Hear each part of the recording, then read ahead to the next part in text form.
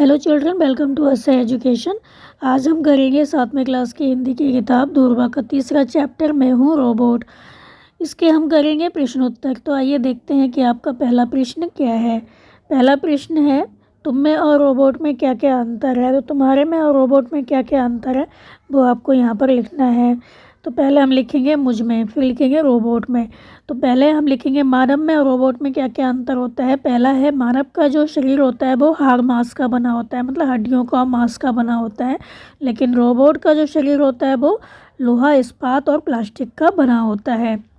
और मनुष्यों में क्या होता है, शिराएँ होती हैं, धमनियाँ होती हैं, शिराओं और धमनियों का जाल बिछा होता है। लेकिन जो रोबोट होता है उसमें तारों का जाल बिछा होता है।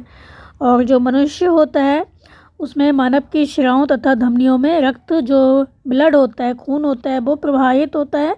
और जो रोबोट होता है उसमें तारों में क्या होता है, विद्युत प्रवाहित होती है। और मानव हर तरह के कार्यों को करने में सक्षम नहीं है, लेकिन जो रोबोट होता है वो हर तरह के कार्य करने में सक्षम होता है। और मानव जो होता है मौसम की मार को झेल नहीं सकता। हम जो है वो मौसम की मार को झेल नहीं सकते। हमें गर्मी भी लगेगी, सर्दी भी लगेगी, ठंड भी बहुत अधिक लगती है कभी कभी। लेकिन जो रोबोट होता है वो मौसम की मार को झेल सकता है, उसको कोई नुकसान नहीं होता। और मनुष्य गंध का अनुभव कर सकता है, लेकिन जो रोबोट होता है उसको कोई गंध नहीं आती, गंध का अनुभव नहीं कर सकता। तो ये सारे जो अंतर है वो मुझ में और रोबोट में हैं।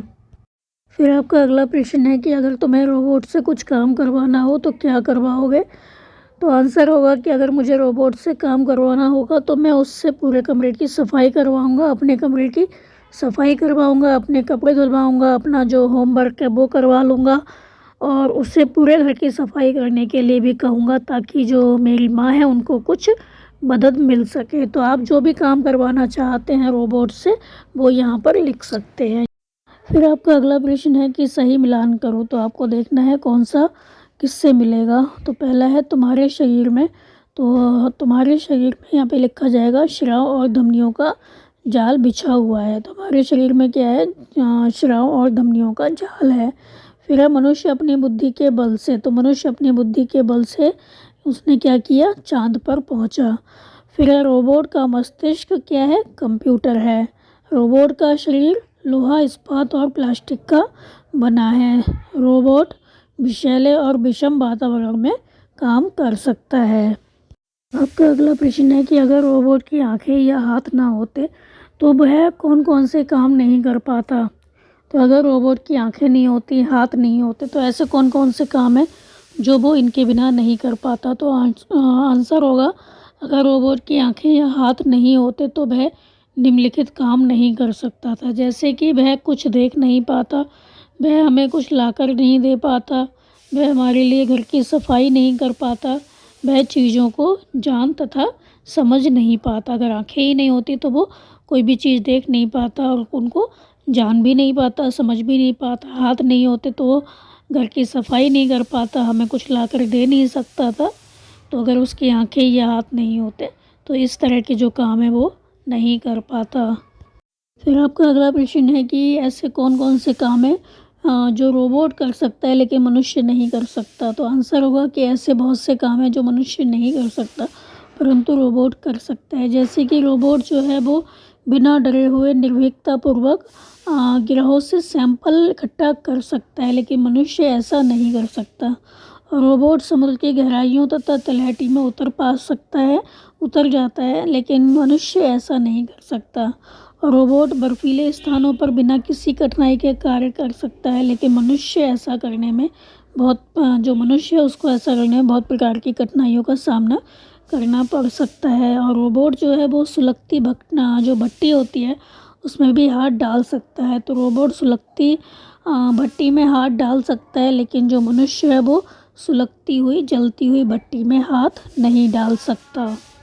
फिर आपका अगला प्रश्न है कि रोबोट ऐसे कौन कौन से काम नहीं कर सकता जो मनुष्य कर सकता है। तो रोबोट कौन से ऐसे काम है जो नहीं कर सकता जो मनुष्य कर सकता है।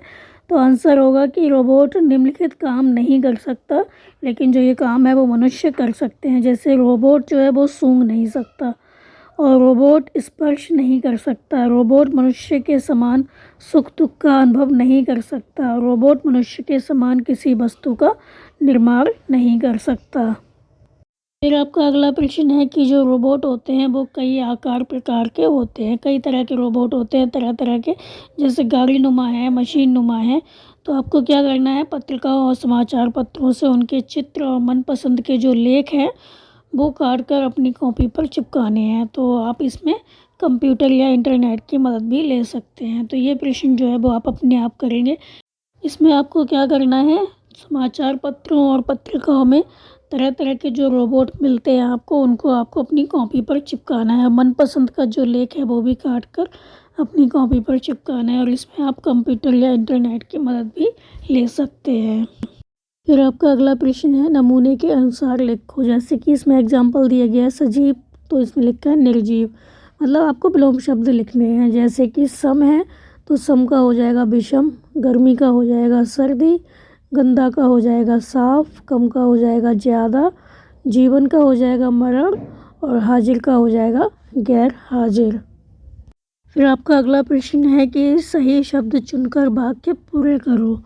तो ब्रैकेट में जो शब्द दिए हैं उसमें आपको देखना है कि कौन सा सही है, और जो रिक्त स्थान है उनको भरना है। जैसे कि इसमें दिया गया है, मेरा शरीर हाड़ मांस का नहीं, तो यहाँ पर क्या आएगा, बल्कि। तो इसमें जैसे इसमें दिया हुआ है कि बल्कि, इसी तरह से आपको सही शब्द लगाकर लिखना है। तो मेरा शरीर हाड़ मांस का नहीं बल्कि लोहा, इस्पात और प्लास्टिक का बना है। फिर है दूसरा आपका, वेणु 7वीं कक्षा में पढ़ता है। फिर हम लिखेंगे और उसकी बहन 8वीं कक्षा में पढ़ती है। तो फिर जो है वो यहाँ पर नहीं आएगा। फिर है पहले खाना खा लो, तो पहले खाना खा लो फिर पढ़ना। अगला है, तुम्हें घूमना पसंद है या खेलना। मैं तैरना चाहता हूँ, मुझे तैरना नहीं आता। तो मैं तैरना चाहता हूँ लेकिन मुझे तैरना नहीं आता। फिर है छाता लेकर जाओ, नहीं तो इसमें क्या आएगा, छाता लेकर जाओ वरना भीग जाओगे। तो पहले में आपका क्या आएगा, बल्कि, और दूसरे में आएगा और, तीसरे में आएगा फिर, और चौथे में आएगा या, पांचवें में आएगा लेकिन, और छठे में आपका आएगा वरना। आपका अगला प्रश्न है, पढ़ो और समझो। तो निम्नलिखित वाक्यों को पढ़ो और रेखांकित शब्दों की ओर ध्यान दो। तो नीचे जो वाक्य दिए गए जिनके नीचे रेखा खींची हुई है उन्हें आपको देखना है। तो तुम जानते हो कि ये जो शब्द हैं वो मैं शब्द के विभिन्न रूप हैं। तो यहाँ पर जो रेखांकित शब्द हैं वो मैं शब्द के विभिन्न रूप हैं, जैसे मुझे, मेरा, मेरी, मेरे। तो मैं शब्द जो है वो सर्वनाम है। जो शब्द किसी संज्ञा के स्थान पर बोला जाता है वो होता है सर्वनाम। तो ये सभी शब्द भी क्या है, सर्वनाम ही हैं। इसी प्रकार वह, लड़का, लड़की जो है, या तुम, सर्वनामों के विभिन्न रूपों से 5-5 वाक्य बनाओ। तो जिस तरह से इसमें बना रखे हैं वाक्य, इसी तरह से आपको तुम शब्द के वाक्य बनाने हैं। तुम, तुम्हारा, तुमसे, इस तरह के शब्दों को मिलाकर वाक्य बनाना है। तो इसी प्रकार वह तथा तुम सर्वनामों के विभिन्न रूपों से 5-5 वाक्य बनाओ। तो यहाँ पर मैं शब्द से जो वाक्य बनाए गए हैं वो है, मैं एक यंत्र मानव हूँ, आम भाषा में लोग मुझे रोबोट कहते हैं। मेरा शरीर हाड़ मांस का नहीं है, मेरी भी टांग, भुजा और अंगुलियाँ हैं, लेकिन मेरे ये सभी अंग धातुओं से बने हैं।